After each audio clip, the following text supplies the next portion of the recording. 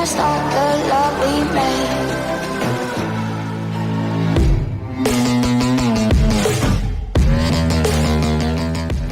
It's Shishkabobber1 coming right back at you with another Boom Beach video.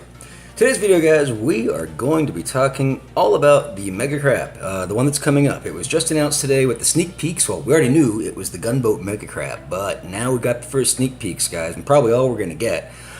So what we see is that we're going to have increasing GBE gain for every 10 stages that we go, and we'll also be getting a random, well, I don't know if it's random or fixed, but we get different 8th GBE abilities on every stage. Zedmont had a nice chart of the ones he was getting from his dev build.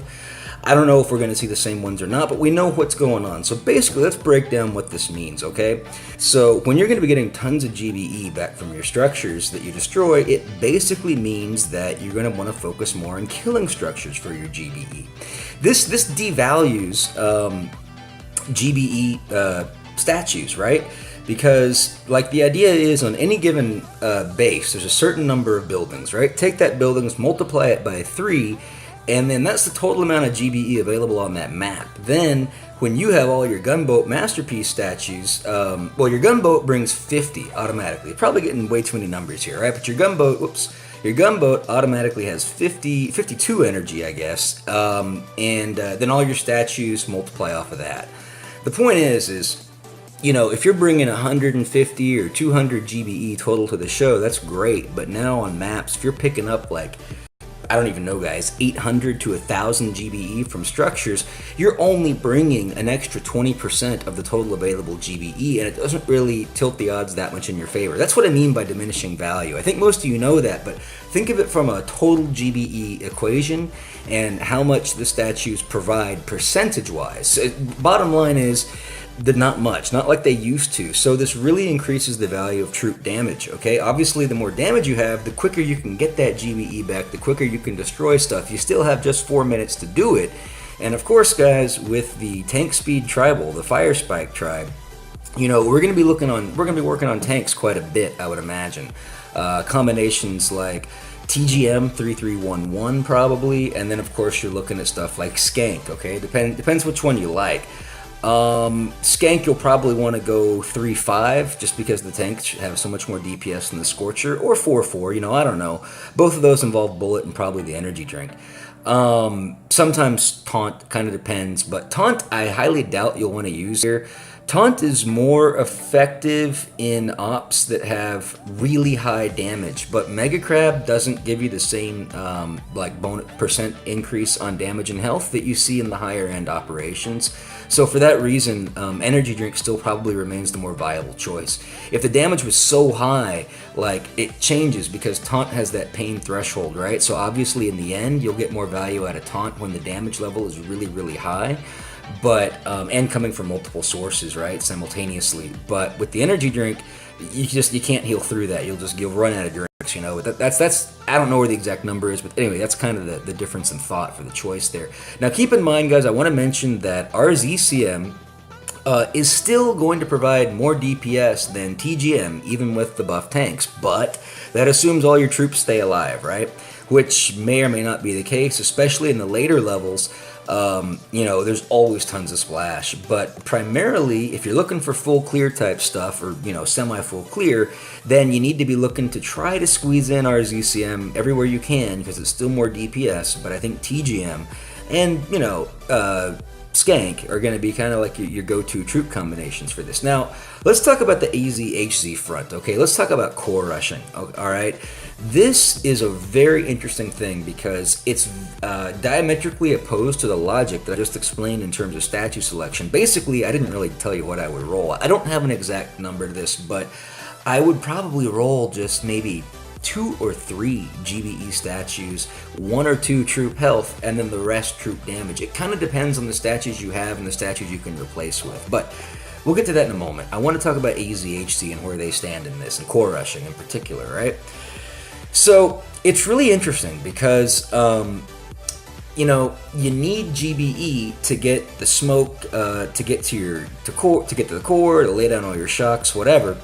You need GBE to do that. So then maybe you should just stack a bunch of GBE statues. You know what I mean?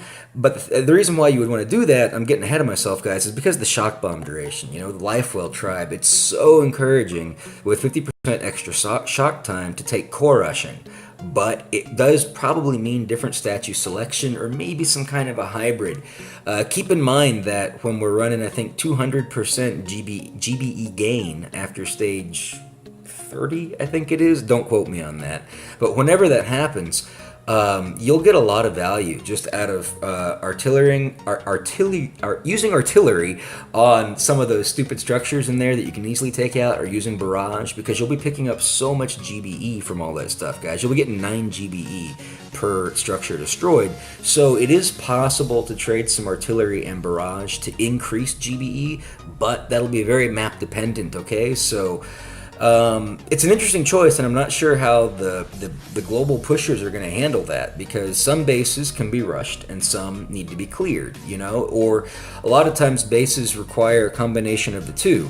Like, you've got to do some kind of a clear to take out the shields and then rush the core. But I don't know. That's why I still think you'll probably wouldn't want to go less than 3, maybe even 4 GBE. I don't know. I've heard people talking about going 1 or going 0. I would never go 0 GBE, because that means you got to get rid of your masterpiece. And, you know, you probably have a really high percentage one, maybe 42, unlike me. But you'll never find another 42 again, so you definitely don't want to trash it. I wouldn't recommend that. For me, I haven't been able to get any good troop damage statues, but I'm rocking 3 GBE 17s and 2 troop health 14s in my storage, so I've got another troop health to swap in. I'll probably stick with 1 troop health till around stage 40 or so, and then I'll swap one in, probably in place of a GBE. In fact, maybe that's all I'll swap, is just I'll put 1 troop health in instead of GBE around stage 40. We'll see. If I get a good troop damage, though, I might be tempted to throw that in as well in place of a GBE. Yeah, guys, but I guess the only other thing to mention is just definitely pay attention to what the 8th gunboat ability is, and consider that in your strategy when you're trying to determine how to attack each base. Take a little bit of time to look at it and look for good ways to use it. If you're not comfortable with using those abilities, I suggest you go back and look at all the different YouTuber videos out there that cover the uses on these abilities. The key ones to look out for, of course, are going to be the remote hack, which they've already proven doesn't work on the core, but I'm assuming it still works on prototypes, so there's a ton of value in that. And the tiny shock is awesome. Assuming we get that. If we get that, I don't know. But whatever, you guys know the abilities. Just use them to your best advantage, and I think we're going to have a great crab. I think we're going to go really far, and the statue is really sexy, so I'm looking forward to putting another one on my beach. But yeah, the only other thing to mention is with all that other GBE that we've got, and we have these really cool tribes. We've got the Lifewell and the Spirit Dancer tribe over here. Each one of these is providing more value for our gunboat abilities, right? With 50% more critters spawned, which is really cool, and shock bomb duration plus 50%, you know? Zuka health will come in a little bit handy with RZCM style stuff, but whatever, I don't want to get into that so much.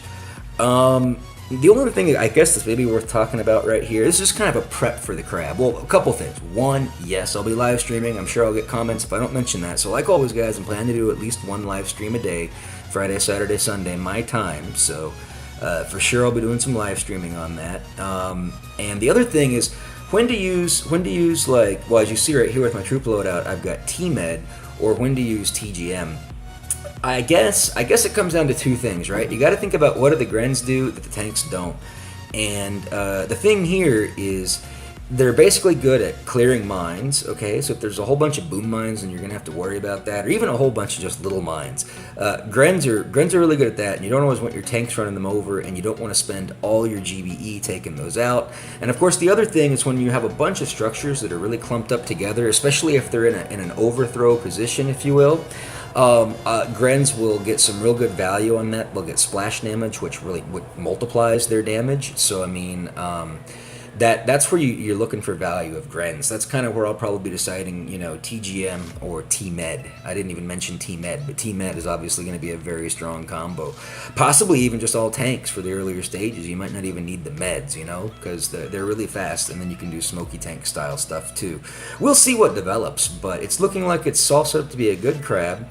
I think I covered most of the topics here that I want to discuss, but let me know in the comments anything else you think is important or anything that I missed, what you're thinking about for the crab. And good luck, guys. I'll see you all on the leaderboards. And with that, I guess I'll sign off. So remember, as always, be kind to others, because if you're not, you're just being mean, and mean people suck. Have a great day.